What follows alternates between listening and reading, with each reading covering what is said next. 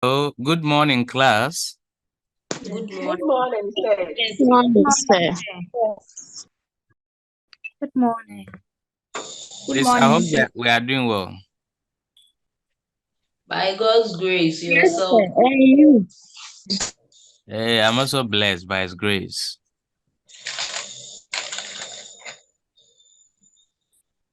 Should we start or should we wait for some of your colleagues? Let's start. Please. Let's start. Okay. So now we have about 300. So half of the class, almost half. So we can start.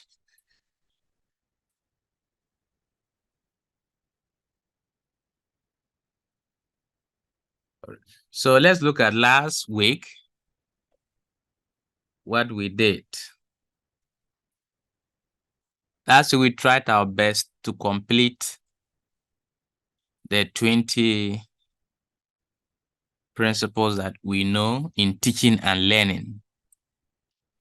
And we did the first 10, and the last 10, I said, you read them later for the sake of time so that we'll move forward to other things. But in last week, is there something anybody wants to clarify on the other principles we did before we proceed? Is there a question somebody want to ask? Is there an addition, a clarification somebody want to make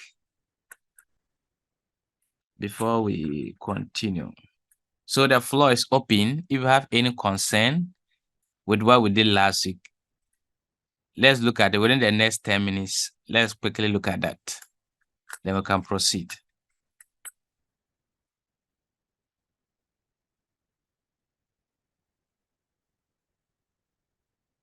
Any question, any suggestion, any addition?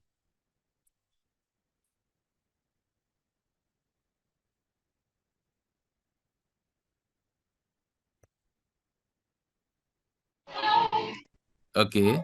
So, yes.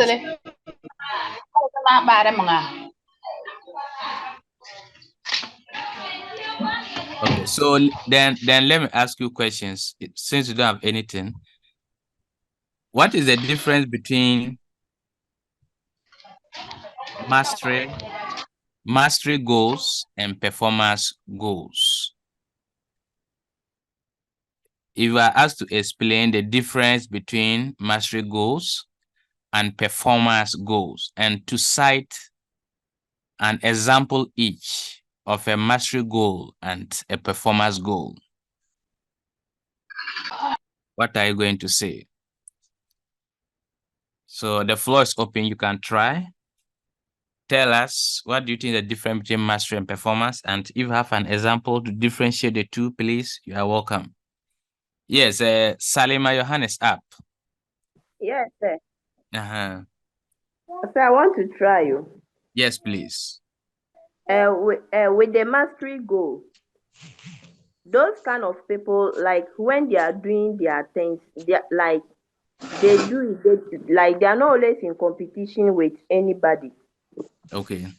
They don't challenge anybody, but they are brilliant. Like they are the type of people who don't brag about their brilliancy or what they know. But with the performance goal, there are people who always want to be praised. Like whatever they are doing, they want to be praised. Like they want people to talk good things about them. Meanwhile, like they don't know anything. Like the little knowledge they have, they always want to brag. Meanwhile, they don't know. But the mastery one, they know, but they don't brag. They are the quiet type of people. Excuse me to use that word. Like they know, but they don't brag. But with the performance goal, they don't know, but they are the type of people who brag. Like whatever they are doing, they want people to see them. Meanwhile, they don't know anything. That is how me I understand it. So would you like to give us any example you know? Okay, so you have done well. Let me move to another person. Yes, I see two more hands. Please share with us what you also have. Sir, please, with the mastering goal, I think they aim at achieving the highest level of achieving the highest level of whatever they are doing, and not necessarily comparing themselves to others.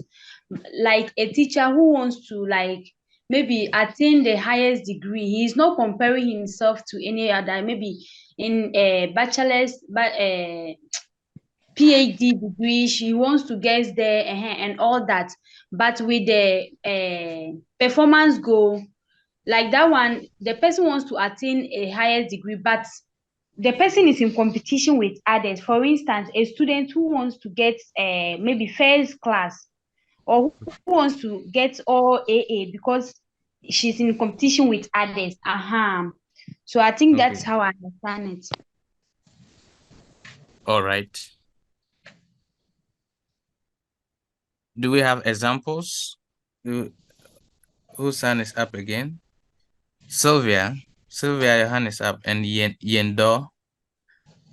Yes, I want to give an example. So just like my other sister said, the mastery is just basically trying to gain more knowledge for your personal gains.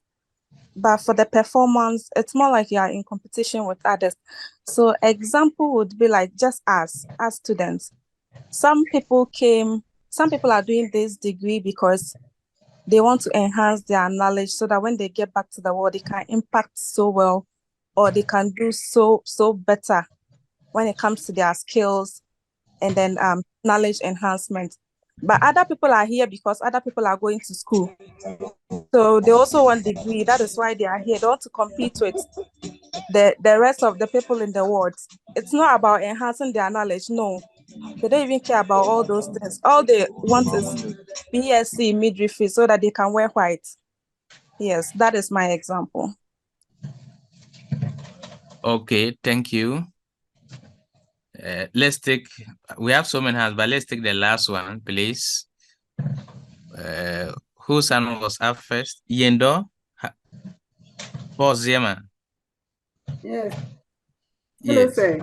Yes, please. So with the mastery one, you learn a particular thing and get accustomed to it. And like a novice to a master, let's take for instance, for an exam, or you are not even preparing for an exam, but you are learning a subject for a long time. You get used to it even whilst you are asleep. You know what you are doing if they are to ask you. But in the performance goal, you are learning it for a reward, maybe for a particular exam. Let's take, for instance, your course, the Principles of Education, and you are to write exams tomorrow. You just learn or brush through, and then you go and pass. But for the mastery, you learn every topic, and you are well from beginning to the end. You know what to do. The mastery goals and differentiating it from the performance goals. All right. So thank you. Please, everybody, thank you so much. Those who want to contribute, I know you have a lot to say, but for the sake of time, thank you so much for showing interest to contribute. All right. So based on all this you have said, let me just summarize it in another form. So yes, the mastery goals, let me just give you some key terms. In terms of the mastery goals, there is movement from novice to expert. Somebody mentioned that, which is very good. Somebody who wants to attain mastery goals, your focus is that you pay more attention to whatever that you are doing. So you are used to details. You understand the details and you pay attention to all the details of whatever you are doing. So if you pay the details, it means that when you make mistakes, you are able to know your mistakes, correct them, and become a better person. So in doing that, it means that if you're a beginner, but because you want to attain mastery goals, you will correct, improve upon yourself, and you come to the level of an expert. Now, in the mastery goals, you realize that the person pays more attention to everything he or she is learning. And because the person pays attention, we are saying that the knowledge acquired there is deep. There's a deep knowledge acquisition.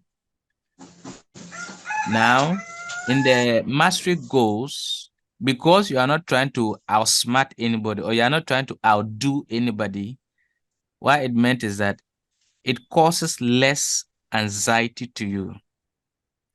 So when we say it causes less anxiety, you are not competing with anybody.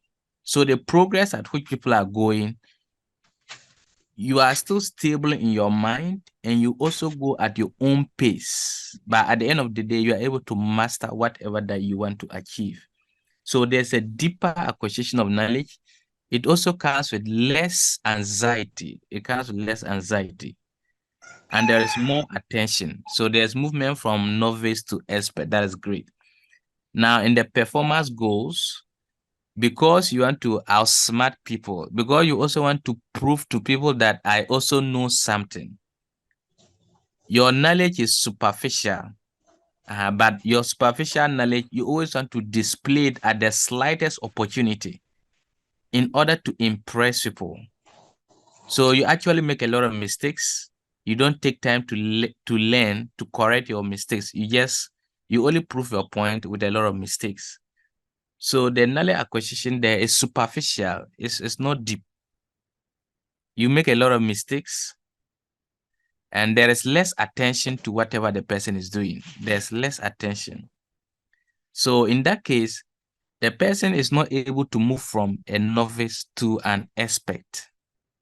The person will still always remain at the novice point, though he or she has done that thing over a number of years, but I still realize that the person makes a lot of petty mistakes. So you are still a novice, because you don't take your time to learn, and there's always emotional breakdown. Because when you are competing with people, it means that there's always anxiety. There's always anxiety in you all the time. Okay, so that is great. Thank you so much for going over this. So last week I said today we're coming to look at adult learning and teaching methods. So in teaching and learning, we have adult learning methods. Then we also have what we call children learning methods or pediatric learning methods. Has anybody heard of the word pedagogy? Has anybody heard of the word pedagogy or pedagogy? Has anybody heard of that word? Pedagogy. No, sir. Okay. All right. 3 hands are raised. Yes, sir. Yes. What do you want to say? Have you heard of that word and what does it mean? I've heard of Andragogy, which means adult learning. Okay. The strategies and the forms in which adults learn. Okay. So have you heard of the pedagogy? Pedagogy is how children also learn. All right. So that is great. Thank you so much. Thank you so much. All right. So we have children learning methods and adult learning methods. So the children learning methods, all of us are health personnel. So from pediatric. So pedagogy. So the pedagogy is a children learning method. But we at our level, we are adults. So we want to look at, as adults, what are the best teaching and learning methods that we can adopt to help us in our educational progress. Yeah, so as my sister said, the adult learning ones, the term is what? Andragogy. So we'll look at it. Great.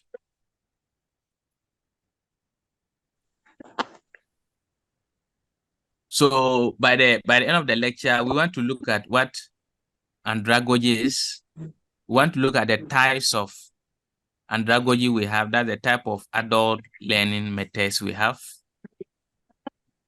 And then we will look at what makes up each of those methods and then the benefits of using adult learning techniques. So when we say adult learning methods, what are we referring to?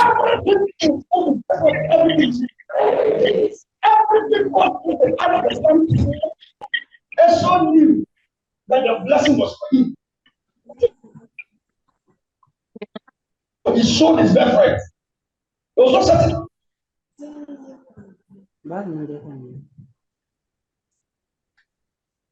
Okay, so let's proceed.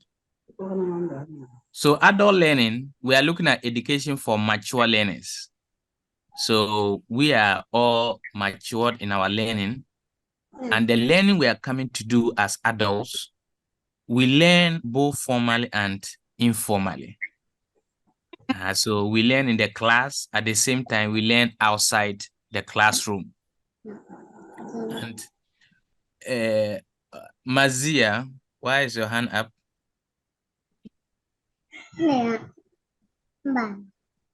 Mazia, why is your hand up? And Sylvia. Okay.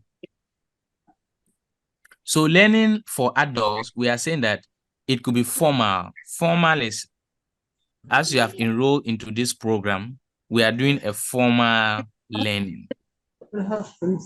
But in the informal to outside the classroom, we learn as adults. And there are so many forms that we learn informal as adults. So in the adult learning, the focus is on immediate application. So we are saying that an adult acquires knowledge to be able to apply the knowledge immediately. And the adult should see that the knowledge I'm going to acquire, it should help me in my immediate practice. And I think this particular course you are doing it because you want to improve upon your practice. If the course have no use to you, you will not do it. So yes, the learning for adult is that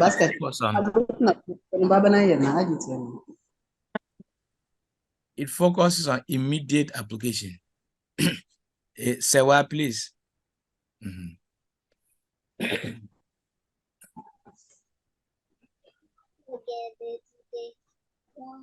Now, in adult learning, we want the learning to be such that the adults will be in charge of their own learning.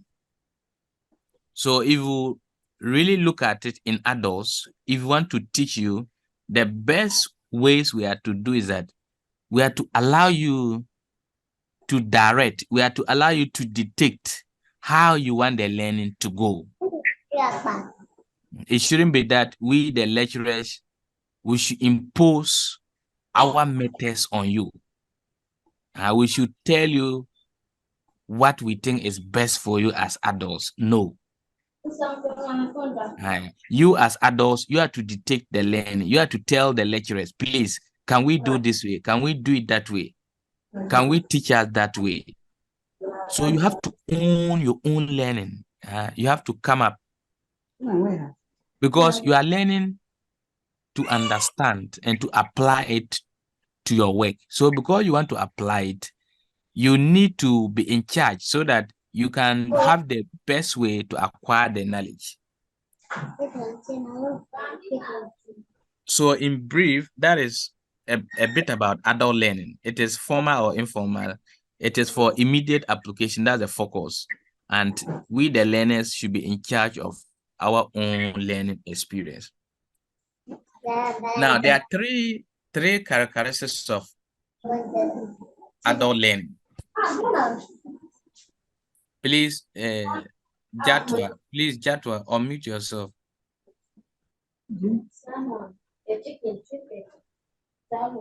Dr. Jatwa.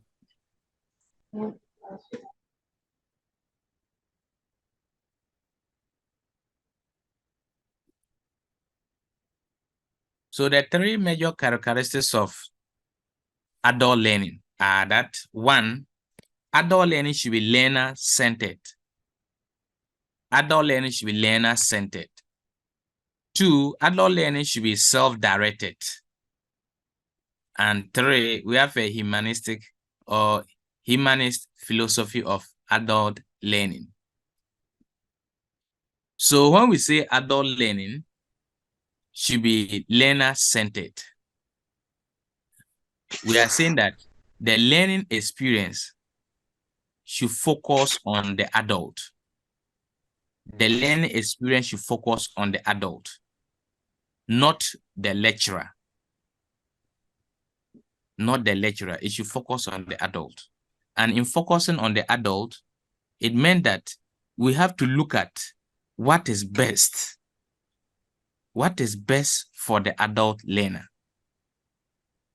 What is the best way that we can organize ourselves so that the adult learner, will drive the maximum benefit of the learning experience. So what are the learning methods that will favor you as an adult? We have to look at that. So everything should be about the adult, not the learner. Now, the self-directed, the adult is supposed to drive the learning experience. So how do you want the learning to go as an adult? Do you want, in terms of assessment, how do you want us to assess you? You have a say in that, which is important. You have a say in the way you want us to assess you. Do you want that when I come to every class, I just say that, okay, everybody tear a piece of paper? Do you want that kind of impromptu quizzes as an adult? Do you want that I should give you assignments and maybe give you a number of weeks to have time to do it on your own and submit? As adult, if I ask you whether you want to write end of semester examination, how many of you say yes or no? As adults, if you want to use the self-directed learning and ask you that, okay, please, the end of semester exams, how do you want it to be? What form do you want it to be? What will you say? In the form of assignments. MCQs. In the form of objectives. Assignment only. Okay, so in the form of objectives. Yes, only objectives. Only objectives. Assignment. Assignment. That will come should be communicated to us. Group discussion. Yes. Only assignment and presentation. Good. Only assignment and presentations. Good. Yes. So in self-directed, if you go elsewhere, the truth of the matter is that when you are learning as an adult, you own the learning experience and you tell the lecturer exactly how you want the learning to go. So as you go forward, you realize that when you are doing your masters and the rest, you may not sit in a classroom to write a formal exam as end of semester exams. So I remember when I did my masters, mid-semester, I never wrote any classroom mid-semester. You are just giving either an essay or something to go and write on, an assignment to go and write on, and that forms your mid-semester exams. If it comes to end of semester exams, you don't sit in a classroom and you write an exam. Just within 2 hours, you are done with the exam, and that is your assessment. No, it should not be so. You are an adult. It should not be like that. You are not generic. So even end of semester exams, what some of us experience at the master's level, you are given a paper to write. It's a term paper. So this course that I'm teaching you, for example, I can just give you an assignment to write a paper applying most of these principles, and I'll just give you a number of weeks. So if we are to use that method, from today, I can just post your end of semester paper for you, and you start working on it right from now till the end of semester. Then you submit it as a paper. Then you get your marks at the end of the day. You don't have to come and sit down, read a whole book, chew a whole book to come inside and remember and write for me. Yes, we want that. Like the way we will be grateful, But see, So let's do it that way. so please, but let's see, do it like that. it's good though. That way is very good because see, what you are learning now, it's not for you to sit down in a classroom to remember and write things for me. But the best way is that what you are learning now, are you able to connect it to what you are doing? That's the best way. So if I teach you a topic, will you be able to connect what I'm teaching you to the work you are doing? But we said in adult learning, the focus is on immediate application. Can you connect whatever I'm teaching you now to your daily life? And will it make any meaning? If I'm able to connect it like that, I have achieved my aim in teaching the course. I don't need for you to sit down and write and get an A to show that no, it's not the case in adult learning. But see, all these things are also based on systems. These things are based on systems. And the system we are running right now might not favor you to come in with a self-directed approach in adult learning. You can negotiate with your lecturers on some of the things so that you direct them how you want us to do it. So for example, mid-semester exams, yes, the regular school might sit down in a classroom and write, but adult learning, you can negotiate, you can direct the mid-semester, you can petition and tell the school that, oh, please, mid-semester, we are adults. We don't want to read a book and come and write. Could you let every lecturer, could you make it a policy as GCUC, let every lecturer mid-semester give us an assignment and give us a deadline to submit as our mid-semester? It is something you can do. You are the learners. So if you want to direct how mid-semester is conducted, you have to come together as adult learners and petition the school that, please, going forward, we want our mid-semester to come in this form. You can do that. It's not out of place. It's not that you can't do it. So if you do it, it becomes a policy in GCUC that you are adult learners. So mid-semester, it should be conducted this way for you. Yes, it will be implemented and we will do it that way for you. So they won't do it. Have you tried it? Then we'll try it. Yeah, you have not tried it. You have not directed it as adults. Maybe if you do it at individual levels, no. This one should be at the collective level. So that the rest should do that for us. They will not accept it. All right. So yes, it is. Everything is possible.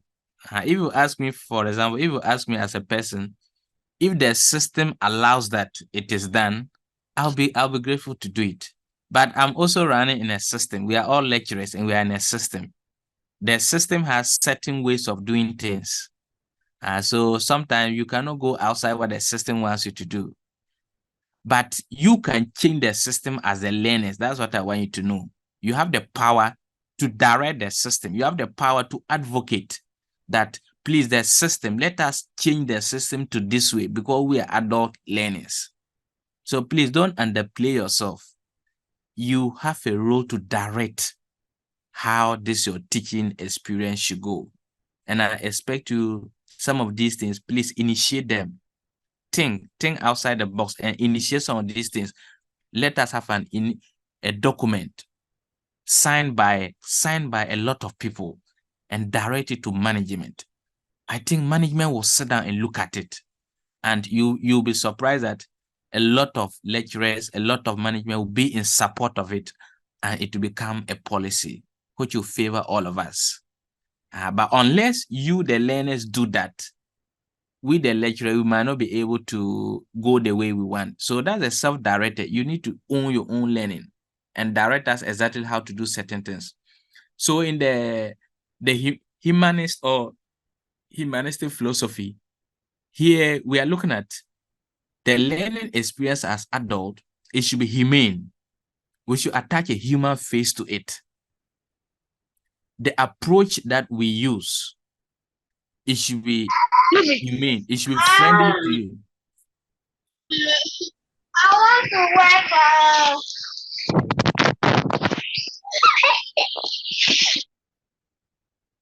So the learning should be humane to you. It should be friendly to you. Now you are adults. You have families.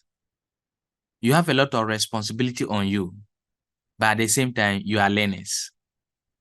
So will I say because I have the opportunity to lecture you as a lecturer, I should disrespect you? I can't do that. Will I say because I have the opportunity to lecture you, I should treat you as nobody you are? I should just treat you as students? No, it should not be so. You are not students, you are adult learners. And as adult learners, if I find myself outside this school and I go to a different environment, you the learner right now, you might be the same person who will also attend to me. You are the same person who will also attend to me to solve some of my issues. So it means that I have to know that you are not just only learners, but you are people with responsibility, greater responsibilities. So whatever I'm doing, I have to attach that human face to it. I have to attach that human face to it. So yes, as you know, the way we maybe as a lecturer, you shout at regular students, the way you make certain comments to regular students, you can't make those comments to the adult learner. No, you can't do that. You really cannot do that, please. So yes, so the adult learners should have these three major components, and we should all be directed towards.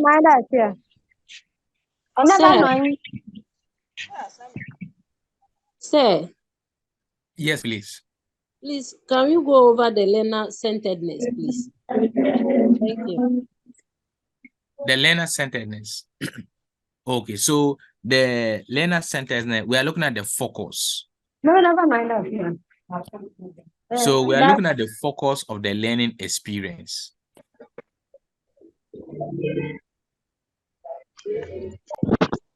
So in the focus, we are looking at it when the lecturer enters the classroom or when the lecturer is preparing to come and teach the students, the learners. Who do you think of? As a lecturer, are you just preparing to come and impress the adult learners? Am I just preparing to come and show you that, oh, I know I have a lot of knowledge inside me. So I just come to you. I don't consider even your background. I don't consider your responsibilities. I don't even consider the kind of words I should come and use. And I come and I begin to use a lot of big words, speak so fast, demonstrate a lot of knowledge to you. Like, so the focus is like, I'm trying to prove to you that, oh, I know, I'm a lecturer, I know more than all of you. Should that be the focus? No. The focus should be learner-centeredness. So when we say learner-centeredness, look, you have to understand that the adult learners have a lot of responsibilities on them. So if I come to teach, you should not come to teach to gratify yourself as a lecturer, but you should rather prepare your lecture notes to the level of the learner. Now, to the level of the learner, if you realize, you see that personally, I don't like slides that have a lot of words in them. Yeah. I don't like slides with a lot of words in them. Because see, you don't have time to read. And you don't have time to be going through line by line. No. But see, if I'm to be learner-centered, I have to look at the slides I even prepared to come and lecture you. Will these slides favor you? Would these slides favor you? And so, as much as possible, if you are learner-centered, you prepare your teaching around the learner. What you are going to say, the kind of English you are going to use. this is not the time for me to demonstrate to you the kind of English I know or the amount of knowledge I have acquired. No, if I'm teaching you, I don't have to demonstrate all those things to you. But I should come down to your level. How will I present this information that within the few minutes, you should be able to understand it? And you should have something in your picture, in your mind, that can help you. So in learner-centeredness, you even look at both visual, both audio, and a lot of learning strategies. So if I project a slide that has some pictures in it, if I project some slide that have an environment in it, you are able to relate so well to it. So even you don't need to go and sit down, take the book and read line by line before you understand. But the moment you see the picture, the moment you see the diagram, the thing is well organized. You can easily take it and it will help you better than I. So as much as possible, I really do not like loading my slides. I want to make it as simple as possible to you. If I'm to teach the generalists, I'm teaching the regular students. The way I prepare your slides is different from the way I prepare theirs. I take a lot of time to prepare your slides. But for their slides, I might not take a lot of time to do it. I can use a lot of word, and explain and go away. By your case, I don't want to use a lot of words. I rather want to use some few diagrams, some few words, and you understand it better. So yeah, this learner-centeredness, the focus of the learning should be on the learner. Everything you are doing, you should think about the learner. And as I've just mentioned, there are so many things.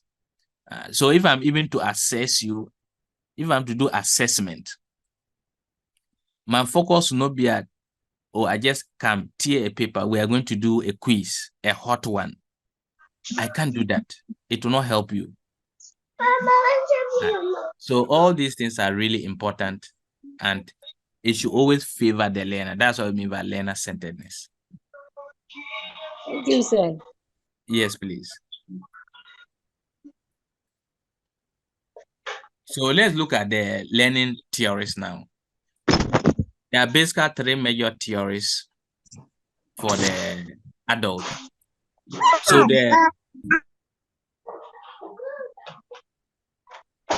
okay. So we have the Andragogy.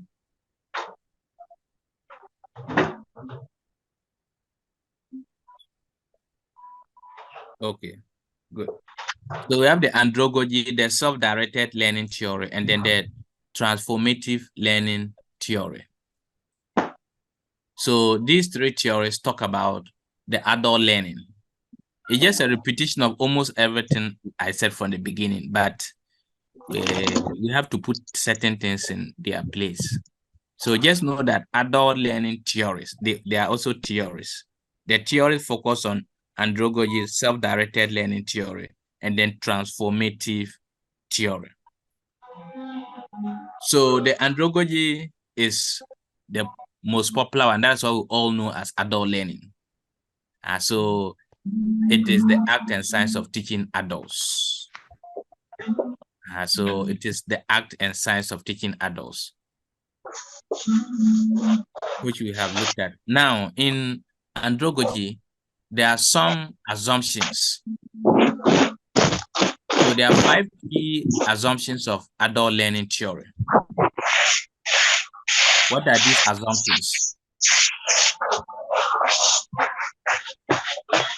Mary, you are making noise.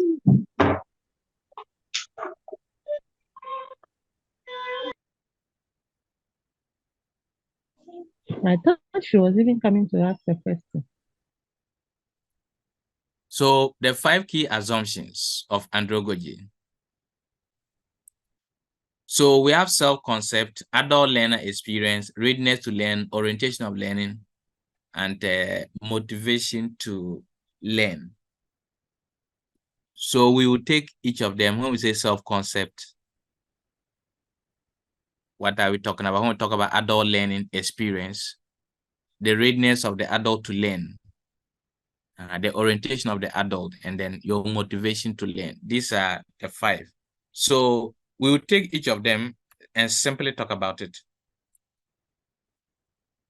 Okay, so the self-concept, we are trying to say that in learning in the adult system, you should let the adult be aware of his or her self.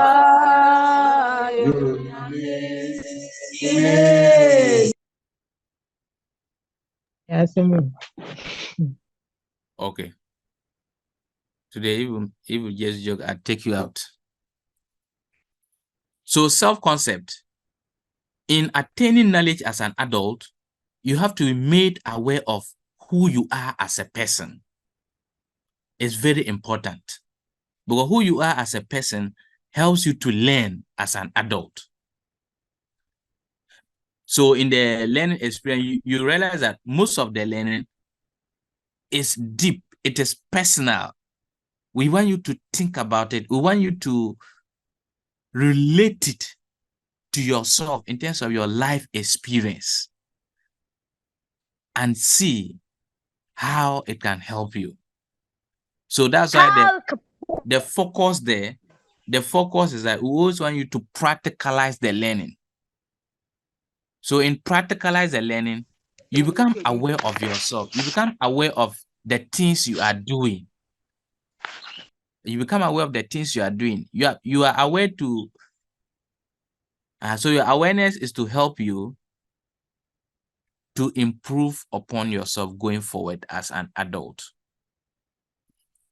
So the focus, yes, is that you are not just learning in vacuum, but you are learning to become more aware of who you are as a person and how your personality contributes to your learning experience and the outcome it has on the environment itself.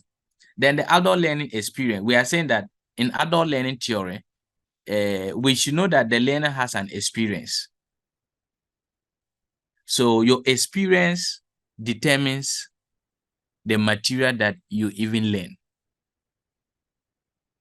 So if you have rich experience about a particular subject area, and we get to that particular subject area, you realize that it becomes more easier for you to learn. And the approach that I should use to teach you will be quite different from maybe a material that you might not have much knowledge in. So the approach there too is also different. So your experience actually counts. Your experience is really important. And all of us, we have worked, though we are midwives, but we have worked under different environments and different settings. So our experiences are never the same. So all these experiences help us to understand the material that we are learning. Then readiness to learn as an adult. Your readiness to learn is important. There is a proverb, okay, it's a saying. It says that you cannot teach man anything. You can never teach man anything. But a man who is ready can be helped to discover his or her environment. So what it meant is that as an adult, nobody can force you to learn unless you are ready to learn. Because as an adult, you are yourself. You have a lot within yourself. A lot is buried under you. But unless you make up your mind that I want to go on this lane, I want to learn this, nobody else can force you to do that. So readiness to learn as an adult is a key assumption of the learning theory. If you are ready to learn, it's very easy. But if you are not ready to learn, it's difficult. And I believe that this course that we are doing, this program, I don't know who is ready, who decided that, oh, I will do it. And maybe some of you are not actually ready to learn this program. But you realize that those who are ready and they have made up their mind, things are becoming a bit easier. But if you are not ready, the learning experience will be quite challenging for you unless you make time.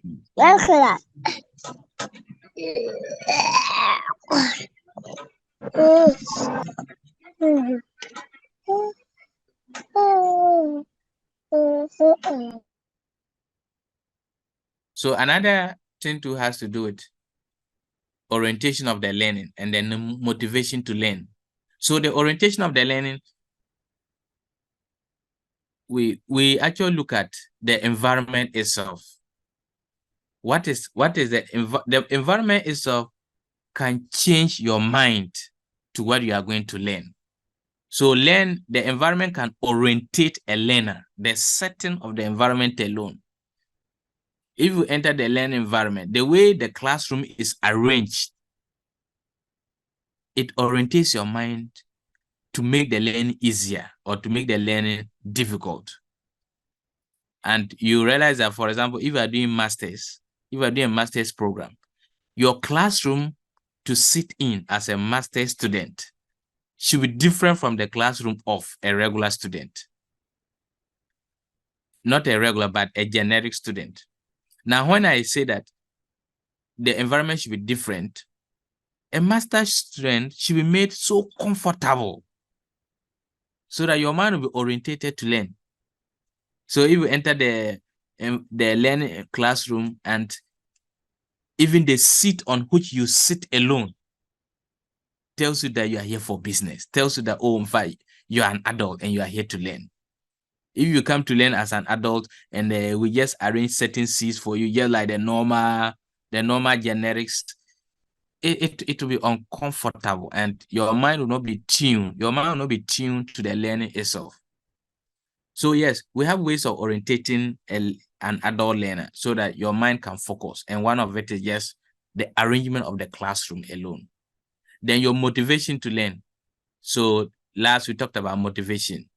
So I don't know your motivation, intrinsic motivation and extrinsic motivation. But as lecturers, as much as possible, we should also motivate you in the learning experience. Though you might not be motivated as a learner, but we should also motivate you. But we are saying that as adult learners, you should be motivated. It's important to help you with the learning experience. So these things, most of them, when you take the book, the detailed explanation, you see it. But this is just a slide. So I can't put it here, even though it will be too much. So please, these are the key assumptions of the adult learning. And it's important that we look at them. Yes. So the learner concept, the experience, your readiness to learn, your orientation, and your motivation.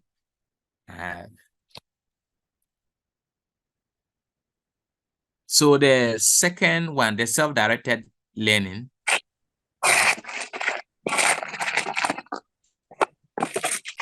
So when we say self-directed learning, into details, what are we referring to?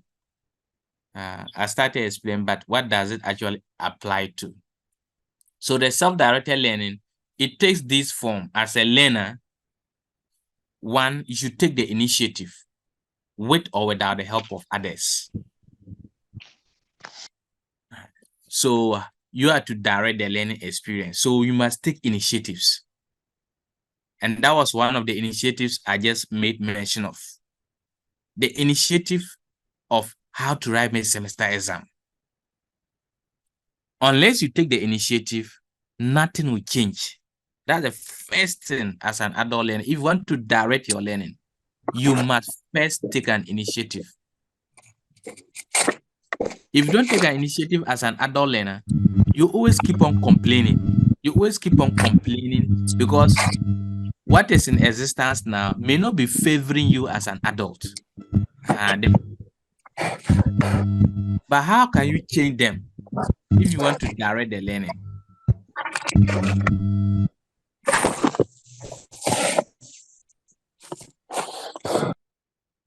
So to direct the learning, you must take the initiative as an adult. either with or without the help of others. So somebody said that we should let the course reps, the class reps do it on your behalf. Yes, class reps can do it. But what you have to understand is that individuals can also petition officially the management of the school. You can do it as a person. Maybe all others may not be thinking likewise. So if you are an individual, you can do it alone without the help of others. You can initiate the change. You can start the change process, and others may come in along the way. So remember that there are a lot of things in life that people are just, we all see that the things are not right. We are not all happy with the way things are done. But we are just waiting for one person to just initiate something, to just start something. One person to just say that this thing that is happening, I don't like it, we don't like it, it is not helping us. You start it and see. A lot of people will now come on board and support, because a lot of people are sitting. They don't also like it. But who will start first? That's always our problem. Who starts first?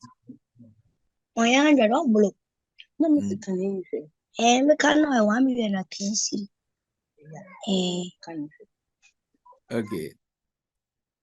So at your website, are there certain things that you don't like about your practice? You are at the ward level. Are there a lot of policies you don't like? Know that you are not the only one who doesn't like them. A lot of your colleagues don't also like them. But who will start? Who will start the process? That's always our challenge. So please, as much as possible, we are adults. Yes, please. Somebody's hand is up. Saudatu, your hand is up. Saudatu. Yes, I'm talking. Can you hear Yes. me?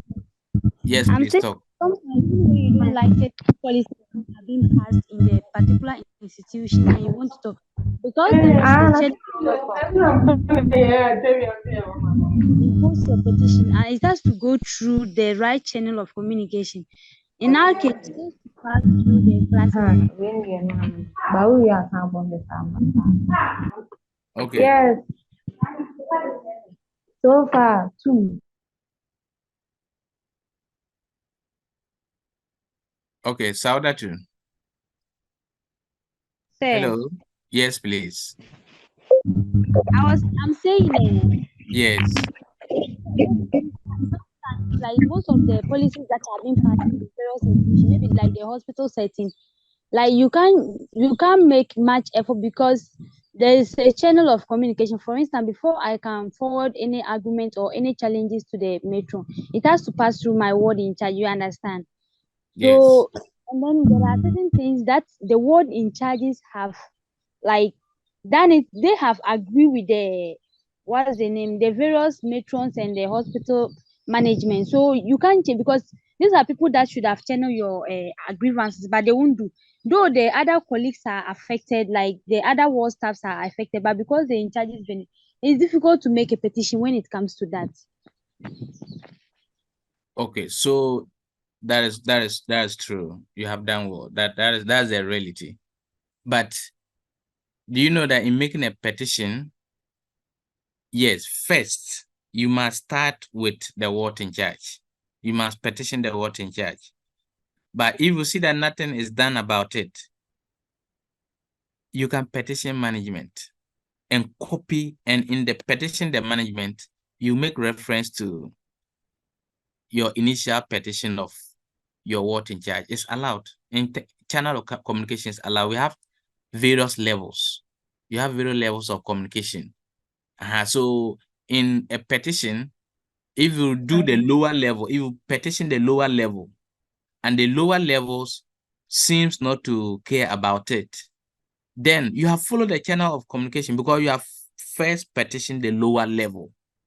So if the lower level does nothing about it, then you go to the next level and petition. But you have to make reference to the next level that you have already petitioned the lower level. Yeah, so it is a difficult thing to do, to initiate, but things are there that you just have to initiate. And see, as an individual, if you are not happy with it, one thing you have to also do is that you do underground lobbying and do soliciting of ideas. So if as an individual, you see that it will not go anywhere, then it is better that you do underground lobbying with other people so that the voice becomes louder. It becomes with the help of others. So if without the help of others, you are not going anywhere, then do with the help of others. Enroll a lot of people into it and add more weight with concrete evidence. Now, one thing we have also realized that as nurses and midwives at our website, look, we are doing a lot of things. But in petitioning, we really do not practicalize our petitions. We write them vague. We write our petitions vague. Now you are arguing the need why they should buy you a Doppler, or they should buy you an oxygen apparatus. But you have not sat down to do a research on all that you have been doing in the world, how the acquisition of that material contributes. So in a petition, you have to argue with facts and practical facts, and sometimes with research findings. When you argue that way out, nobody can downplay your intelligence and nobody can take you for granted. But see, most of the time, what we do is that we talk, but we don't show evidence. We do a lot as nurses and midwives, but we don't document them to show evidence of why we are making certain arguments. And you don't show evidence that if those steps are not taken, this will be the consequences. You don't have facts to all that. You don't argue with statistics. At your ward level, you have different statistics. Argue with the statistics. Take the statistics, argue. Let them know that with this, we're having this. Without this, we're having this. Argue with the statistics you have. When you argue that way, with more statistics and with more evidence, look, nobody can take you for granted. You can send it to the highest level and nobody can take it for granted. But most of the time, we take an initiative without any concrete evidence. It's not backed by any logic. We just complain, we talk. It's not about the talking. If you talk and you go and people ask you of evidence, that's always our problem. You go and management ask you of evidence, you cannot say it. So they'll just brush it off. Meanwhile, it is affecting you. The problem is there and it's affecting you. Yeah, pause, Yama, please. You can talk. Hello, sir. Yes. Please, with the in charges issue, we're a problem like that. We'll give our grievances. So at the end of the day, one of our colleagues wrote a direct letter to the director of the hospital. Okay. And then all our programs were solved. So if you are giving out the information to the in charge and you are not getting the results, you can always write a letter to the director. Okay. That's good. Thank you so much. So I think that's the point I'm just building on, that we have the channels of communication, yes. So from the lower channel, you must first have the lower channel, but if it is not heeded to, then you have to go forward. But in going forward, you need to back it with facts, evidence, data, so that our petition will carry a lot of weight. Okay. So yes, so in self-directed learning as adults, we have to always take the initiative. Then in taking the initiative, we now diagnose the learning needs. So we take the initiative, we diagnose the learning needs, we formulate the learning goals. Then we identify the resources. The resources. Anita. Okay. Good. So we choose and implement, then we evaluate. So please, in the self-directed learning, let me just help you with this. It follows the nursing process. The self-directed learning follows the nesting process.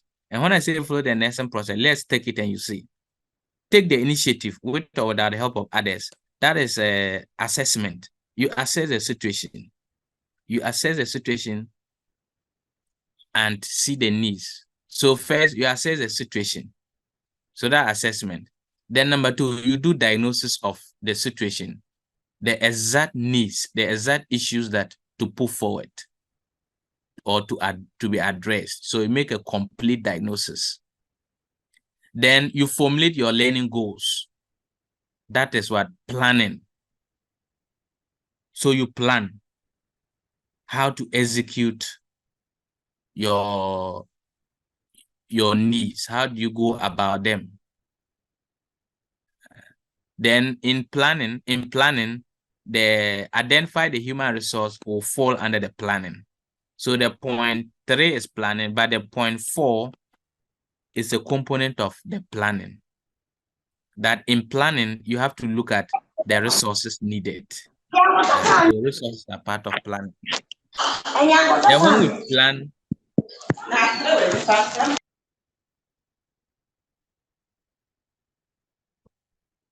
so in our nesting process, after planning, what do? You implement the plan.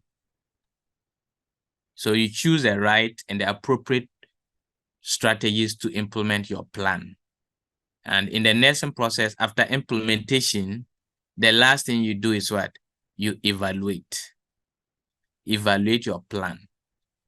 So the self-directed learning is actually following the nesting process. In our side, we will say that it follows the nesting process.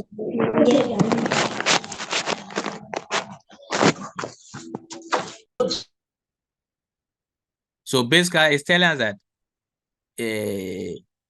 in self-directed learning as adults, there's a formula to follow. And we are lucky that as nurses and midwives, we already have a nursing process, which means that in solving every problem we have to use that particular process and take charge of it and solve the problem. So that is the same thing with the self-directed learning.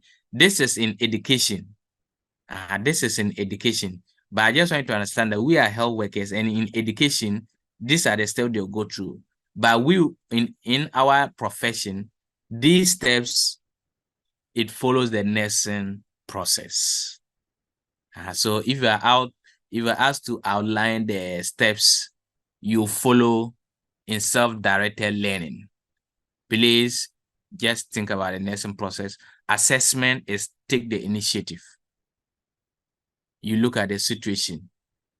Then our diagnosis here, you also diagnose the learning needs.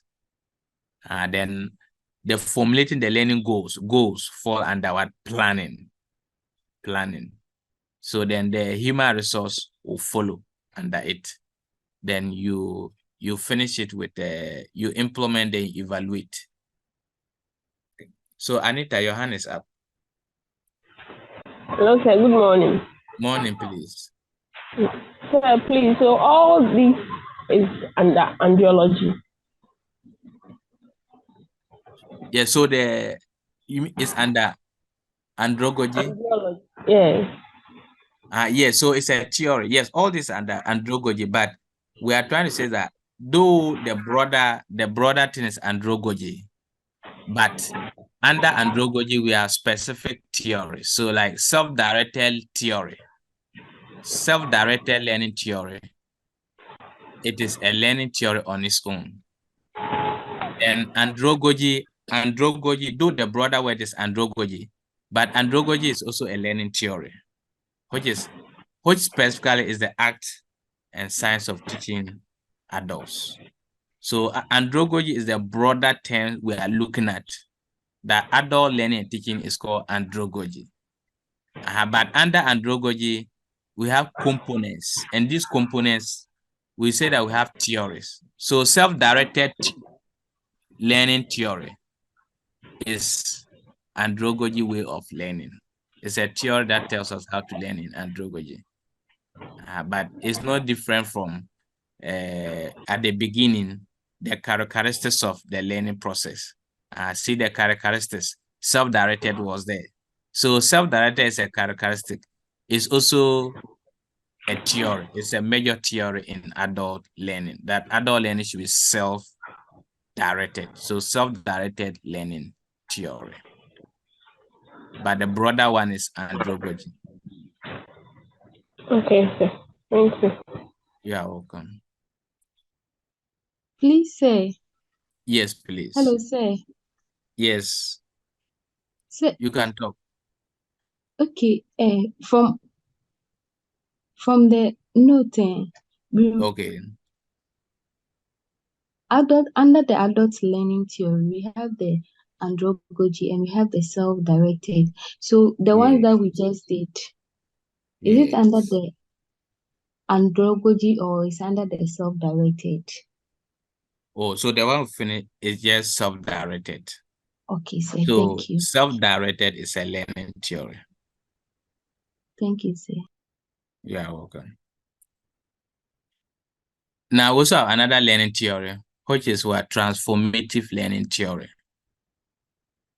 Transformative learning theory.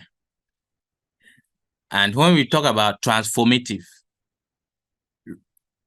remember when I started at the beginning, we said that the focus of adult learning is for immediate application. The focus of adult learning. You want to be able to apply the knowledge. And the knowledge that you apply should be able to transform your thinking. It should transform your immediate way of doing things. So we are saying that in adult learning, one of the theories is that it should be transformative in nature. The learning should be transformative in nature. So in transformation, the first thing we said is that the learning must challenge students' assumptions and opinions about the world. So how do you transform yourself if you do not argue your opinions and assumptions? As adults, you come to a learning environment with different opinions, with different assumptions. Now, when you come and you are given a new knowledge, the knowledge may interfere with some of your assumptions or your opinions about the world. So in the transformative learning, you have to be able to merge both knowledge that you have received, the knowledge you have, and then the new knowledge you are receiving. You should be able to balance the two, argue them out. Those that you can accept, you accept immediately. But those that you cannot accept, you need further explanation. You need further conviction to be able to accept them as true. You have to argue them out. And that's why adult learning should actually be about writing. It should be about writing.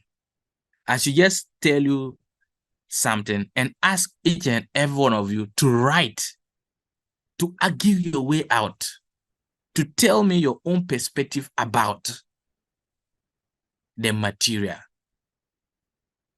That actually transforms you. It transforms you because you already have your own knowledge. So the learning should rather be more transformative. It should have a direct impact in your own life, the way you think, the way you perceive, the opinions you are holding. Adult learning should be able to debunk some of those opinions. It should be able to change some of those opinions and to let you think in the self-awareness that we talk about. You should have that self-concept.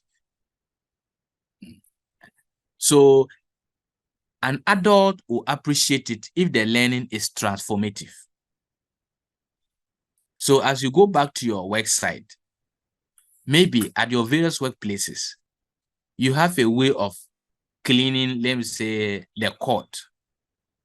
So when the baby is born, you have your way of cleaning the court. You learned it in a certain way. But as you move forward and you go for workshops, you are taught new methods of cleaning the court. Not only the procedure of cleaning, but even what you need to clean it with. So when you go and you are learning these new methods, it means that you have to challenge them. And that's why at the workshop, a lot of you have to challenge because that's what you are doing at your place, and it is giving you results. And now they are teaching you another way. So it means that what is already in you, the assumption you have about it, the opinions you also already have about it, you need to speak out. You need to argue your way out.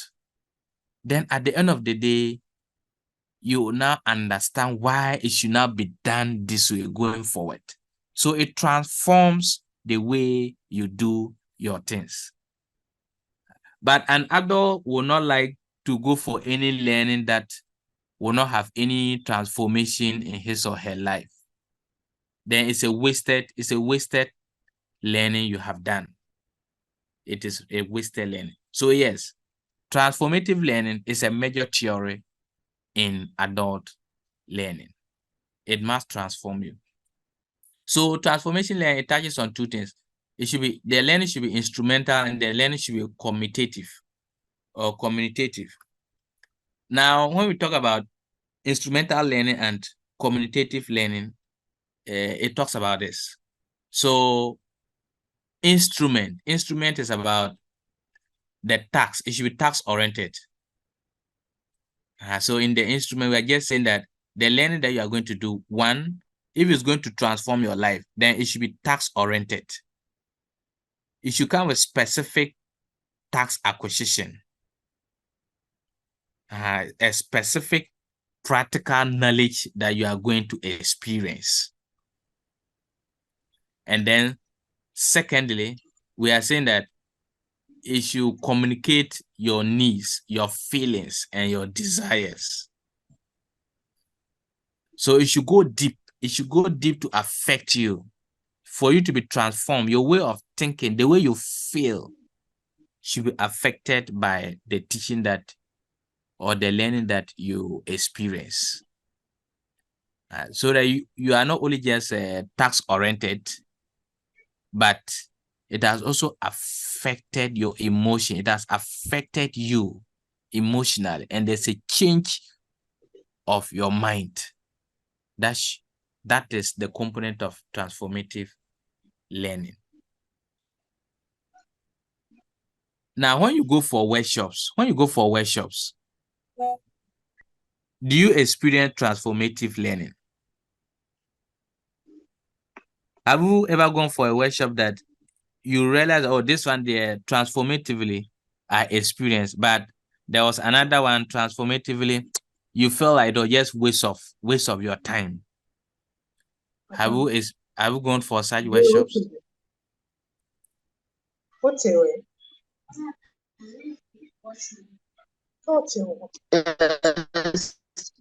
All right. So somebody should give me a workshop that you went that you think that it was actually transformative in your life, both instrumental and communicative. You learned both instrumentally and communicatively. You also learned.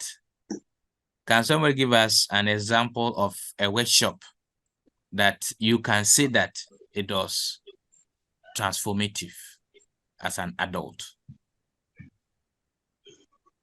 You can unmute and talk if you have an example. Mary Dickey, your hand is up. So Mary, unmute and talk.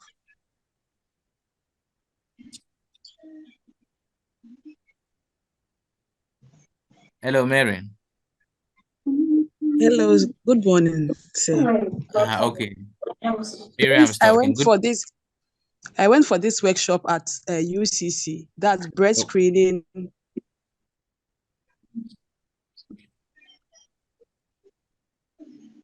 Breast cancer screening, how to take the core biopsy. Okay. To the lab. And I think it was very educative and transformative too.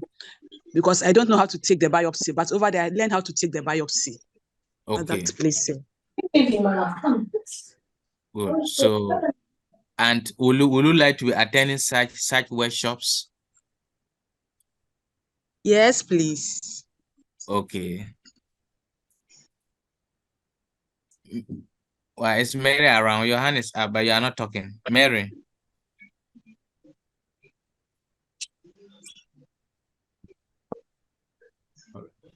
Yeah. So what it meant is that as adult people who organize adult programs, we have to understand the transformative learning theory and inculcate the transformative learning theory in it so that to make a lot of meaning to the adults. So how do we apply the adult learning theory to corporate learning? So in corporate learning, how do we, the theory we have looked at, that the theory should be, the learning should be self-directed and the learning should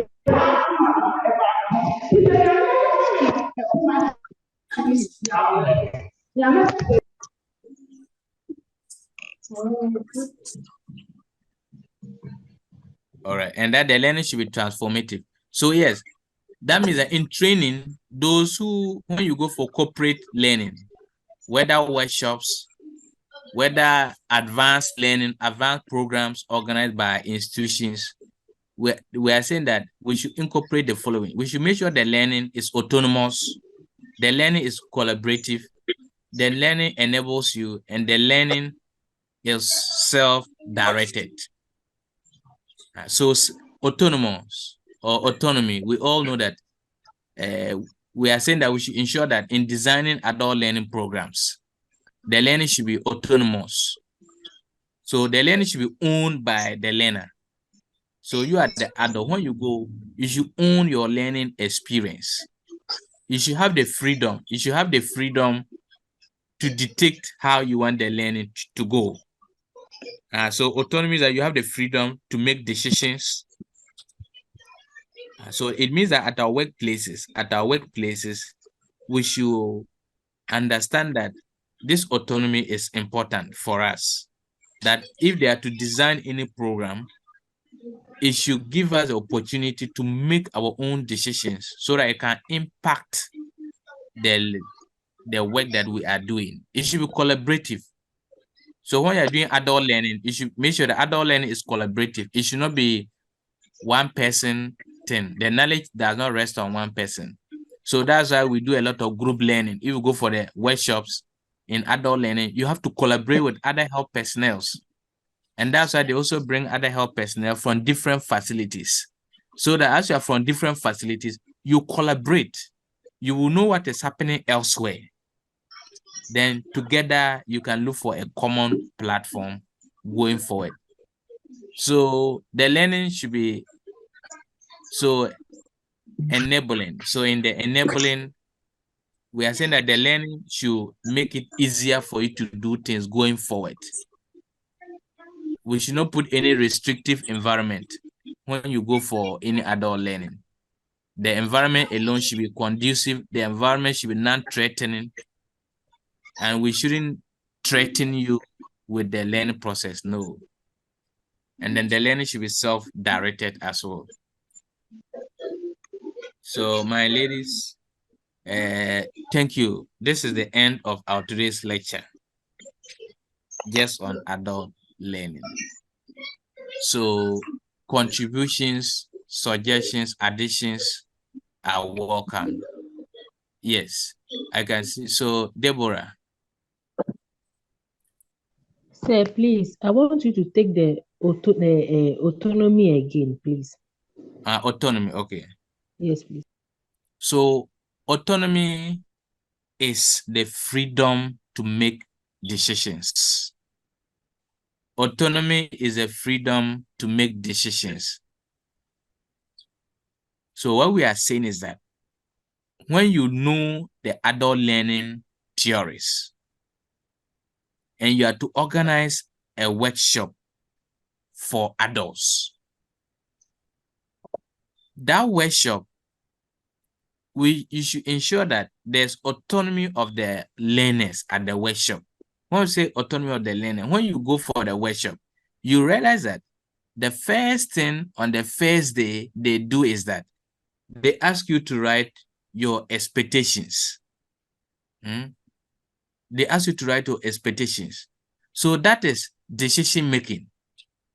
Though the facilitator has a topic in mind, though the facilitator has a way that he or she wants to present the information for 2 days or 3 days, but you are given the opportunity to make decisions how you actually want the specific things you want to learn and how you want to learn them. So that is autonomy incorporated, because you know that learning, the adult learning theories. So you incorporate autonomy into it. Nobody wants to be forced as an adult to learn. No. When you are learning as an adult, you don't want to be forced. You don't want anybody to enforce to force information or decisions on you. You want the freedom to make your own decisions. So that's autonomy. The freedom to make your own decisions and to own the learning.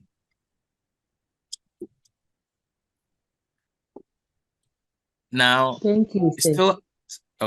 still at the workshop on the autonomy, you realize that they still ask you, when will you want to go for a break?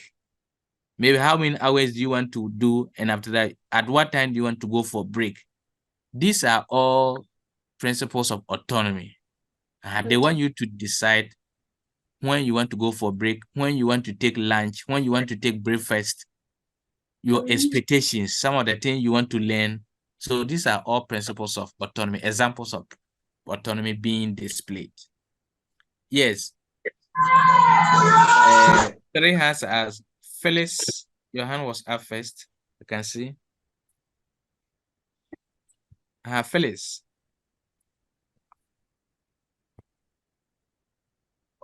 Hello, Phyllis. Is Phyllis there? Yes, sir. I'm here. Okay, please. So I want you to go over on the enablement again for me. Okay. Yes, thank you, sir. Then Eunice, what do you want to say? Eunice.